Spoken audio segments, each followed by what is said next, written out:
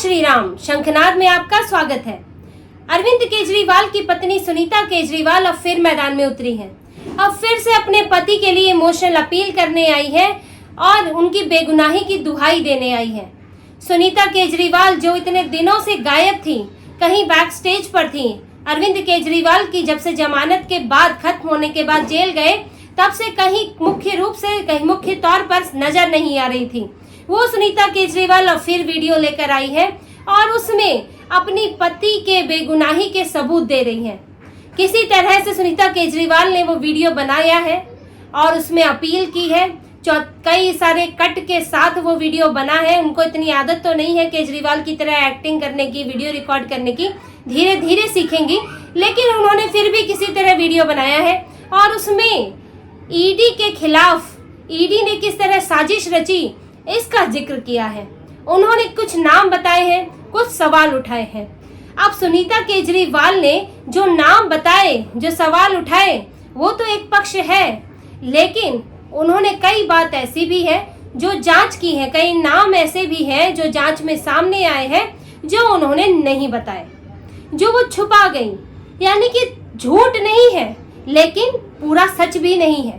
अब सुनीता केजरीवाल ने जो नाम लिया वो है मंगूटा रेड्डी, जो फिलहाल तो टीडीपी के सांसद हैं और पहले वाईएसआरसीपी के सांसद थे और शराब कारोबारी हैं, और इस पूरे शराब घोटाले में उनका नाम मुख्य तौर से सामने आया है और वो सरकारी गवाह भी बने हैं। अब मंगूटा रेड्डी ने अरविंद केजरीवाल के खिलाफ बयान दिया है जो अरविंद केजरीवाल पर बड़ा भारी पड़ रहा है। उनको जमानत मिलने में भी मुश्किल हो रही है। अब सुनीता केजरीवाल का कहना है कि मंगूटा रेड्डी ने अरविंद केजरीवाल के खिलाफ दबाव में बयान दिया है। उन्होंने जिस मुलाकात का जिक्र किया है जो 16 मार्च 2021 को हुई थी, उसमें वो अरविंद केजरीवाल से एक जमीन पर चैरिटेबल ट्रस्ट बनाने की बात करने आए थे और इस पर अरविंद केजरीवाल ने कहा कि ये जमीन हमारे अंडर नहीं आती है, आपको जो है एलजी से ही मिलना होगा। हालांकि ये बात पहली बार नहीं कही जा रही है। अरविंद केजरीवाल कोर्ट में कह चुके हैं, उनके वकील भी ये बात कह चुके हैं, लेकिन बाद में मंगूटा रेड्डी ने दूसरे बयान भी दिए और ये दूसरा बयान बताया कि कैसे लिकर केस के मामले में वो अरविंद केजरीवाल से मिले थे। देखिए, जांच के दौरान ऐसा होता है कि कोई भी पहली बार में सच तो बोलता नहीं है। सबको लगता है कि हाँ, अब तो बच ही जाएंगे तो क्यों ना झूठ बोला जाए, और धीरे धीरे कड़ियां खुलती हैं, धीरे धीरे सच्चाई सामने आती है। तो जब मंगूटा रेड्डी को लगा कि वो अब नहीं बच पाएंगे, क्योंकि अब सिसोदिया नहीं बच पा रहे, केजरीवाल नहीं बच पा रहे हैं, के कविता नहीं बच पा रही है, जो ये लोग किंग पिन बताए हैं ईडी ने इस पूरे मामले में, इस पूरे घोटाले में, वो नहीं बच पा रहे, तो हम कैसे बच जाएंगे। और जो मुख्य आरोपी नहीं होता है, यानी कि जिसने घोटाले की शुरुआत नहीं की और वो उसकी हिस्सा है, कड़ी है, तो अक्सर गवाह भी बन जाते हैं, क्योंकि इससे आपकी सजा भी कम हो जाती है।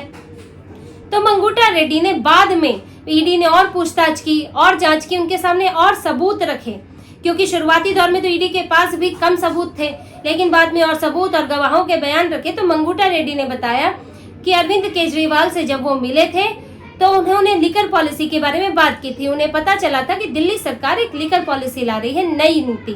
तो वो मिले और उन्होंने कहा कि वो भी इन्वेस्ट करना चाहते हैं इस नई लिकर पॉलिसी के तहत, जो भी अब नई दुकानें खुलेंगी या फिर नया कारोबार होगा। तो केजरीवाल ने उनसे कहा कि आप के कविता से बात कर लीजिए। उन्होंने 100 करोड़ ऑफर किए हैं। अब मंगूटा रेड्डी के पास कुछ दिनों में के कविता की तरफ से फोन आता है। के कविता यानी कि बीआरएस लीडर है, के चंद्रशेखर राव की बेटी है और वहां की बड़ी नेता है तेलंगाना की। तो उनकी तरफ से कॉल आया और मंगूटा रेड्डी मिलने के लिए गए। मंगूटा रेड्डी को वहां बताया गया कि हाँ, इसके लिए 100 करोड़ की किकबैक मनी, रिश्वत मांगी गई है। और मंगूटा रेड्डी ने उस 100 करोड़ में से 25 करोड़ का भुगतान किया था, दिए थे, ताकि वो इस नीति का हिस्सा बने और इसमें इन्वेस्ट कर पाए। और ये बात मंगूटा रेड्डी ने खुद स्वीकार की है। इसमें एक बात और ध्यान रखने वाली है कि मंगूटा रेड्डी अपने आप को क्यों फंसाएंगे। उन्होंने ये माना कि 25 करोड़ रुपए मैंने दिए हैं, तो कोई अब क्यों नहीं वो अपने पहले ही बयान पर टिके रहते कि नहीं, मैं तो जमीन की बात करने गया था और मेरा कोई इससे संबंध नहीं है। कुछ चीजें सामने आई हैं, कुछ सबूत सामने आए हैं कि मंगूटा रेड्डी को ये मानना पड़ा कि हाँ, वो भी शामिल है और उनकी बातचीत हुई थी। इसी तरह से उनके बेटे राघव रेड्डी, वो भी इसमें गवाह बन गए हैं। अब सुनीता केजरीवाल के अपने तर्क हैं कि राघव रेड्डी को गिरफ्तार किया गया, बाद में उन्हें बेल मिल गई और फिर उनकी पत्नी भी बीमार थी। ये सब के प्रेशर में मंगूटा रेड्डी ने बोला लेकिन सुनीता केजरीवाल ने ये नहीं बताया कि इस मामले में कई और लोगों को भी बेल मिली है। कई और बिजनेसमैन हैं जिनको बेल मिल चुकी है, जो शुरुआत में गिरफ्तार हुए थे, बाद में उनके बयान लिए गए और फिर उन्हें बेल दे दी गई। और राघव रेड्डी ऐसे अकेले नहीं है। सुनीता केजरीवाल ने एक बात और नहीं बताई कि मंगूटा रेड्डी जो इस समय टीडीपी में है, वो इससे पहले वाईएसआरसीपी में थे और वाईएसआरसीपी के संबंध बीजेपी से बहुत खराब नहीं है, क्योंकि वाईएसआरसीपी संसद में बीजेपी को सपोर्ट करती है, कई मामलों में मुद्दा आधारित समर्थन देती है। तो क्यों नहीं वो सीधे एलजी के पास चले गए, उन्हें जमीन चाहिए थी, क्यों ना उन्होंने सीधे बीजेपी से बात कर ली। उन्हें अगर चैरिटेबल ट्रस्ट ही खोलना था, वो अरविंद केजरीवाल के पास ही क्यों गए? क्यों केजरीवाल को मंगूटा रेड्डी से मिलने की जरूरत पड़ गई वाईएसआरसीपी के सांसद से? ये बहुत सारे सवाल हैं, क्योंकि वीडियो में वन वे होता है, कोई उनसे पूछ नहीं सकता, तो उन्होंने अपनी बात कह दी। लेकिन ये कई सवाल हैं जिनके जवाब सुनीता केजरीवाल ने नहीं दिए, जिनके जो सवाल जेन्युइन है, उठते हैं, किसी के भी दिमाग में ये सवाल उठेंगे। और सुनीता केजरीवाल ने कई और नाम छुपाए। विजय नायर, क्या वो विजय नायर के बारे में बताएंगी? अभिषेक बोइनपल्ली के बारे में, अरुण पिल्लई के बारे में बताएंगी? क्या वो बताएंगी चंद्रप्रीत सिंह के बारे में? ये 4-5 नाम जो अरविंद केजरीवाल के कविता इन लोग से जुड़े हुए हैं, और के कविता जो है अरविंद केजरीवाल से नाम जुड़ा हुआ है, क्योंकि बीआरएस के लीडर के चंद्रशेखर राव इस बीच कई बार दिल्ली में अरविंद केजरीवाल से मिलकर गए थे और के कविता भी आई थी। तो आखिर ये नाम क्यों जुड़े हैं? क्या सुनीता केजरीवाल इस पर कुछ कहेंगी? चंद्रप्रीत सिंह जो गोवा में आम आदमी पार्टी का चुनाव प्रचार देख रहे थे, उन्होंने भी अरविंद केजरीवाल के लिए होटल में कमरा बुक कराया था और उसकी पेमेंट की थी, और वो पेमेंट उन्होंने अपने खाते से की थी, और उस खाते में पैसा कहाँ से आया ये चंद्रप्रीत सिंह नहीं बता पा रहे हैं। विजय नायर, ईडी के पास सिर्फ मंगूटा रेड्डी का बयान नहीं है, विजय नायर भी सरकारी गवाह बना है। इंडोस्प्रेट के समीर महेंद्रू ने बताया है, और ये ईडी ने कोर्ट में ये बात कबूल बताई है, ये सबूत दिए हैं कि समीर महेंद्रू का कहना है कि अरविंद केजरीवाल से उनकी फेस टाइम पर वीडियो कॉल पर बात हुई थी, और अरविंद केजरीवाल ने कहा था कि विजय नायर हमारा ही आदमी है, आप उसके साथ ये आगे बढ़ा सकते हैं, काम कर सकते हैं। विजय नायर कौन है? विजय नायर एक प्राइवेट आदमी, ओनली मच लाउडर का वो मालिक रहा, और उसके बाद कम्युनिकेशन देखने लगा आम आदमी पार्टी का। वो कैसे क्यों देखेगा शराब नीति को, क्यों डील करेगा शराब कारोबारियों के साथ? वो यहाँ तक कि मंत्रियों की बैठक में भी शामिल रहा, शराब नीति की बैठक में, क्योंकि विजय नायर का ओनली मच लाउडर जो उसकी कंपनी है, वो बड़ी शराब कंपनियों के साथ, बकार्डी, इंडोस्प्रिट के साथ फेस्ट ऑर्गेनाइज करती थी, उसके संबंध थे। और इस तरह से उसने आम आदमी पार्टी के नेताओं को वहां उनसे कांटेक्ट कराया, शराब कारोबारियों से, फिर उधर साउथ लॉबी में कांटेक्ट हुआ, और ये पूरा घोटाला रचा गया। और ईडी ये पूरी कड़ी से कड़ी जोड़कर इसकी बताती रही है, ईडी पूरे आरोप लगाती है।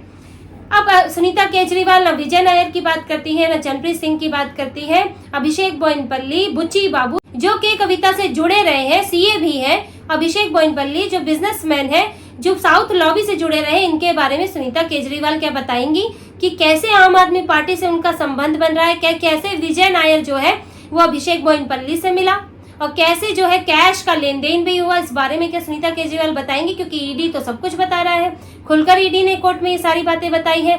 लेकिन सुनीता केजरीवाल ने कुछ तथ्य बताए और कुछ तथ्य छुपा लिए। उन्होंने वो बताया जो उनके काम का है, और जो केजरीवाल के खिलाफ जाता है वो उन्होंने नहीं बताया, और ये वीडियो बनाकर चला दिया कि कुछ नहीं तो परसेप्शन ही बन जाए।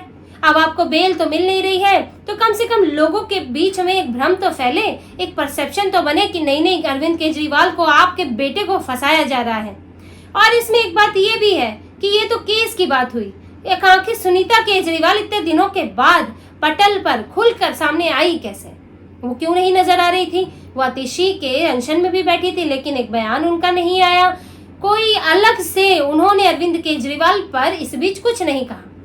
दरअसल इसके पीछे बात यह है कि ईडी ने इतने कड़े सबूत रखे हैं अरविंद केजरीवाल के खिलाफ कि अब केजरीवाल को बेल मिलने की उम्मीद टूट गई है। वो ईडी के चंगुल में फंसे, अब सीबीआई के चंगुल में भी फंस गए हैं, और उन्हें लग नहीं पा रहा है कि उन्हें नियमित बेल मिल जाएगी। और जैसे कि सिसोदिया भी उसमें मेन एक्यूज्ड है, सिसोदिया को बेल नहीं मिली है, और अरविंद केजरीवाल तो डबल फंसे हैं, क्योंकि ईडी आम आदमी पार्टी को भी इसमें मुख्य आरोपी बनाएगी, क्योंकि कैश का इस्तेमाल आम आदमी पार्टी के लिए हुआ है और अरविंद केजरीवाल पार्टी के संयोजक हैं, तो वो यहाँ सरकार के मंत्री भी हैं, इस तरह भी जिम्मेदार है और संयोजक के तौर पर भी जिम्मेदार है। तो अरविंद केजरीवाल दो तरीके से फंसते दिख रहे हैं, उन्हें अब लग नहीं रहा है कि बेल मिलेगी, और क्योंकि अभी दिल्ली विधानसभा चुनाव आने वाला है, अगले साल ही चुनाव है, तो अरविंद केजरीवाल को कोई चेहरा चाहिए जो उनकी जगह ले सके। अब क्योंकि वो बहुत असुरक्षित आदमी है, उन्हें बहुत डर लगता है कि वो जरा पार्टी में कमजोर हुए, सरकार में कमजोर हुए तो कोई और हथियार लेगा। ये वन मैन वाली पार्टी जो परिवारवादी पार्टियां रहती हैं, उनके साथ ये समस्या होती है और ये डर बना रहता है। तो अरविंद केजरीवाल को यही डर लग रहा है कि अगर अब किसी और को चेहरा बनाएंगे तो पार्टी हाथ से निकल जाएगी, तो इसलिए उन्होंने अभी अपनी पत्नी को आगे करना शुरू कर दिया है। अब पहले की तरह, जैसे कि जब अरविंद केजरीवाल जेल गए थे तो उनकी पत्नी ने आके बयान दिए थे, सीएम जैसी कुर्सी पे ही बैठी थी, पीछे जो है बाबा साहेब अम्बेडकर और भगत सिंह की तस्वीर लगी थी, तो वो पूरा मुख्यमंत्री वाला फील आ रहा था इस बार, लेकिन वो पार्क में बैठी है। अब वो दूसरे लोगों के सामने आने लगी है, पब्लिक बयान दे रही है। धीरे धीरे हो सकता है कि वो सरकार में भी उनका दखल रहे, धीरे धीरे उन्हें पार्टी में उनको जगह दी जाए, हो सकता है पार्टी ज्वाइन कर ले और कल को मुख्यमंत्री का चेहरा भी हो सकती है, या फिर केजरीवाल रिजाइन दें तो उनकी जगह मुख्यमंत्री बन सकती है। तो ये सब चीजें चल रही हैं। ये बयान सिर्फ एक बयान नहीं है, इसे कई चीजें साधने की कोशिश है कि एक तो सिंपैथी जनरेट करो, लोगों में अवधारणा बनाओ कि अरविंद केजरीवाल सही है, उन्हें फंसाया जा रहा है। दूसरा, सुनीता केजरीवाल को आगे रखो, सुनीता केजरीवाल को पार्टी का चेहरा बनाओ, और अरविंद केजरीवाल ने इसकी तैयारी कर भी दी है। उन्होंने इसके लिए ही कोर्ट में अर्जी दी थी कि मेडिकल बोर्ड के साथ जब उनकी डॉक्टर के साथ बातचीत हो तो सुनीता केजरीवाल को भी साथ में मौजूद रखा जाए। हालांकि कोर्ट ने खारिज कर दिया, बस ये कहा कि सुनीता केजरीवाल चाहे तो मेडिकल बोर्ड से मिल सकती हैं और अरविंद केजरीवाल की सेहत को लेकर जानकारी प्राप्त कर सकती हैं। तो अरविंद केजरीवाल सुनीता केजरीवाल से लगातार मिलना, बातचीत चाह रहे थे ताकि वो उन्हें पार्टी की जानकारी उनसे ले सके और उनको भी गाइड कर सके, उन्हें सीएम बनने की ट्रेनिंग दे सके। तो ये एक तरह से सीएम बनने की ट्रेनिंग ही चल रही है, पार्टी का चेहरा बनने की ट्रेनिंग चल रही है। और इसमें अभी सुनीता केजरीवाल आने वाले वक्त में और धीरे धीरे पार्टी में और मुख्य तौर पर सामने आएंगी। तो इसी तरह की और खबरें और विश्लेषण आपके लिए लाते रहेंगे। कृपया हमसे जुड़े रहिए, सब्सक्राइब कीजिए, कमेंट कीजिए। बहुत बहुत धन्यवाद। जय श्री राम।